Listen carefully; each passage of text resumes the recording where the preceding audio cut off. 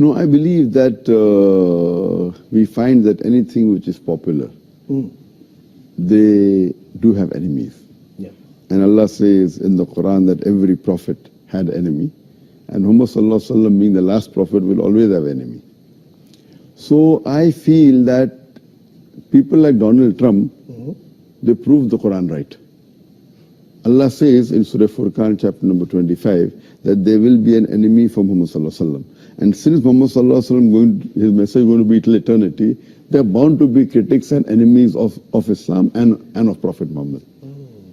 So these people are proving the Quran right. Because in spite of all these things, Islam is spreading. Allah says in the Quran, in Surah Imran, chapter 3, verse 54, Allah says, Makaru makarallah wallahu khairul makirin. They plan and plotted, Allah too plan. Allah is the best of planners. If you see after 9/11, the media war on Islam and throughout the world, normally people should think that now Islam should perish, na'uzubillah. They cannot. But we find that more people want to know what kind of religion is this. And we find that in USA alone, in a span of about 9 months after 9/11, 34,000 Americans accepted Islam. In Europe alone, in a span of 10 months after 9/11, more than 20,000 Europeans accepted Islam. So more they are trying to attack Islam, more Islam is spreading. I believe that such type of people, in the long run, it is benefit for Islam. People want to know what is this religion. And whenever people attack Islam, and you find that in the long run, it benefits Islam. All right.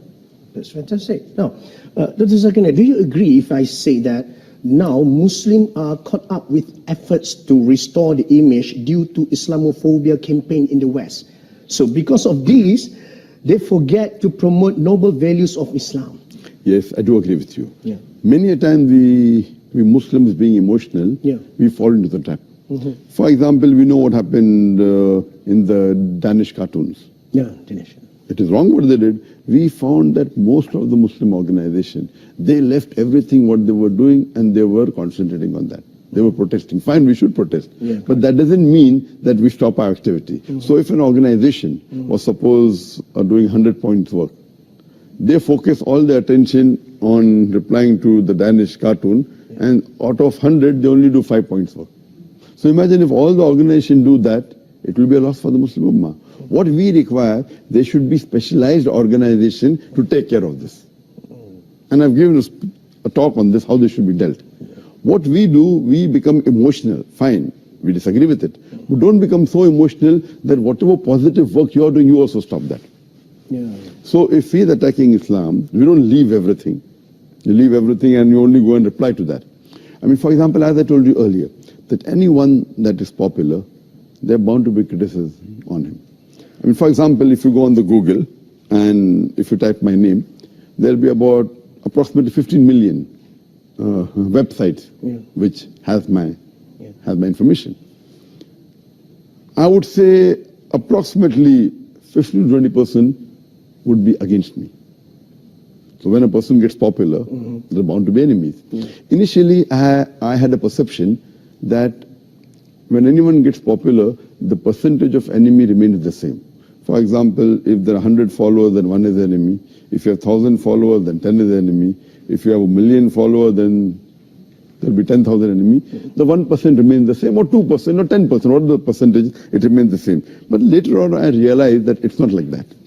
If you see the seerah of the Prophet Muhammad, when he started preaching Islam, initially he had 5 followers, no enemies. It became 50, 100, no enemies. When it started increasing, then the enemies started appearing.